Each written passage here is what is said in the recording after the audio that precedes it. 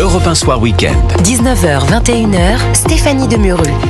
Dans quelques instants, nous refons un petit point sur cette mauvaise nouvelle pour la France quand même. Le verdict est tombé hier soir. L'agence de notation Fitch a dégradé la note souveraine de la France de A à moins à plus. Alors ça vous dit peut-être rien comme ça, mais vous verrez quand même qu'il y a quelques petites conséquences concrètes sur les Français. On sera avec l'économiste Marc Toiti dans quelques minutes. Mais je voulais vous faire tout d'abord réagir, Charlotte Dornelas et Eliane Maman, à cette riposte du directeur éditorial de France Inter, Vincent Meslet, vous vous souvenez, vous étiez là d'ailleurs, on en a parlé ensemble, cette vidéo dans un café prise entre, je le rappelle, Patrick Cohen, Thomas Legrand, en train de s'entretenir longuement avec deux responsables du Parti Socialiste, élaborant une stratégie pour faire gagner Raphaël Glucksmann, leur champion manifestement pour 2027, et barrer la route à Rachida Dati au municipal. Alors là, Vincent Meslet n'est pas content du tout. Il dit qu'on a consacré trop de temps, que ce soit CNews ou Europe 1 à ce sujet. Il pointe du doigt l'hostilité donc des médias de la galaxie Bolloré, c'est-à-dire donc le JDD, CNews, Europe 1, et il n'entend pas laisser ses bras croisés. Ce groupe est précisément la négation du pluralisme qu'il nous reproche de ne pas assez défendre. Il est aussi la négation du métier de journaliste, puisqu'il considère que faire du journalisme, c'est faire de la politique. Vous faites de la politique, Charlotte Dornelas ? Tout le monde fait de la politique. Je veux dire, tous les sujets que nous traitons toute la journée sont politiques. On va arrêter de se mentir.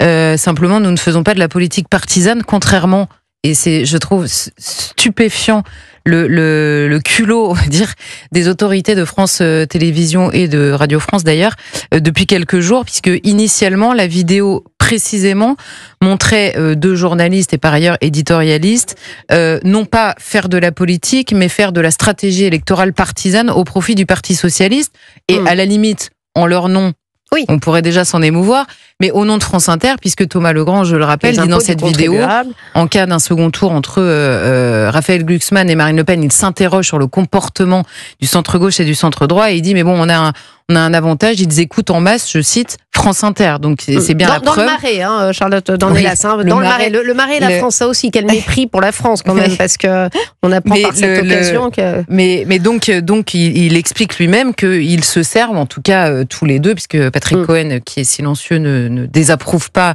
les propos de son confrère.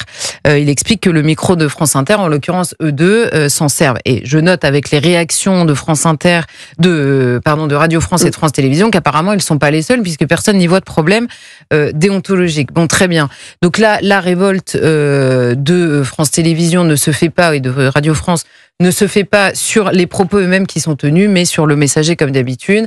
Ils ont tapé initialement sur l'incorrect, puisque quand on monte la lune, ils regardent le langage fleuri, vous avez vu de l'édito de François Morel sur France Inter. Voilà. Et tout est permis, dès lors que vous avez diabolisé votre adversaire, il n'y a plus de problème. Donc nous nous retrouvons à faire... Je note simplement deux différences majeures à destination de ce monsieur. La première, c'est qu'en l'occurrence, on parle d'un service public qui se doit au minimum l'honnêteté, sinon la neutralité des journalistes. C'est dans leur cahier des charges, Charlotte, bien sûr, la neutralité. Mais au minimum, la neutralité est très difficile à apprécier de manière générale. Nous sommes tous des journalistes, nous avons tous un regard sur les choses, etc. Donc, en général, c'est compensé par le pluralisme. Mais au minimum, si la neutralité est parfois difficile à apprécier, j'en conviens, la neutralité partisane, elle, devrait être exigée. Or, c'est elle qui était en jeu dans les révélations de cette vidéo. Et la deuxième chose, c'est que, donc, contrairement à un groupe privé, en l'occurrence, qu'il vise, il y a cette exigence-là. Pourquoi ? Parce qu'ils sont payés par l'intégralité des Français. Et d'ailleurs, dans le JDD, on a sorti un sondage la semaine dernière, dimanche dernier, disant, par exemple, que 25% des auditeurs de Radio France vote Rassemblement National. Oui. J'aimerais que ce monsieur nous commente cette information. J'ai reçu le directeur de ce sondage. Voilà. J'aimerais que ce monsieur nous commente ce sondage et nous explique quelle place ont donc ses électeurs vis-à-vis des deux journalistes, en l'occurrence, qui expliquent faire le travail du Parti Socialiste. Et la deuxième chose et la deuxième différence de taille, c'est qu'en l'occurrence, ce monsieur, nous lui réitérons une invitation cordiale à venir débattre par exemple, qu'est-ce qu'un journaliste ? Sur le plateau d'Europe 1, je pense que vous ne serez pas en désaccord, ou sur le plateau de CNews, ou dans les pages du JDD. On fait ce débat quand il veut. À l'inverse, nous ne sommes pas vraiment invités à le faire nous autres, Non. sur les plateaux de France Inter. Donc, la censure, peut-être beaucoup, mais en tout cas, la volonté ou l'absence de contradiction sur ce sujet précis n'est pas de notre fait. Ils refusent l'invitation, libre à eux. Mais qui viennent pas pleurnicher derrière sur l'absence, on va dire, de leurs parents. Avant de parler économie, un petit mot justement sur une petite réponse que vous souhaitez faire au directeur éditorial de France Inter. Non, vous savez, aux États-Unis, il y avait eu d'énormes polémiques lors de la droitisation de Fox News et un nombre important d'universitaires avaient estimé que si, par exemple, Donald Trump avait pu accéder au pouvoir, c'était précisément parce qu'il avait eu un bras médiatique armé avec Fox News.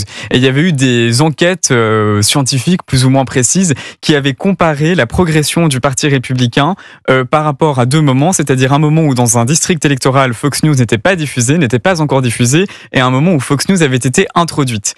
Et il était ressorti de ces enquêtes assez sérieuses qui avaient été faites que la part électorale du Parti républicain pouvait, à l'arrivée de Fox News dans un district, progresser de 0,5 points. Il y avait une autre enquête encore plus poussée qui avait calculé la progression du Parti républicain si Fox News avançait dans la position des chaînes, donc était plus près du numéro 1 sur la télécommande. Lorsque Fox News avance d'une position, le Parti républicain avance de 0,2 points. Donc, on voit qu'il y a un tout petit peu de constructivisme, mais qu'en réalité, c'est quand même un effet extrêmement limité et on renverse complètement la chose. Ce ne sont pas les médias qui dictent aux électeurs ce qu'il faut penser. Si un média a du succès, c'est parce que l'opinion estime que ce média-là est intéressant. Ça se fait dans ce sens-là.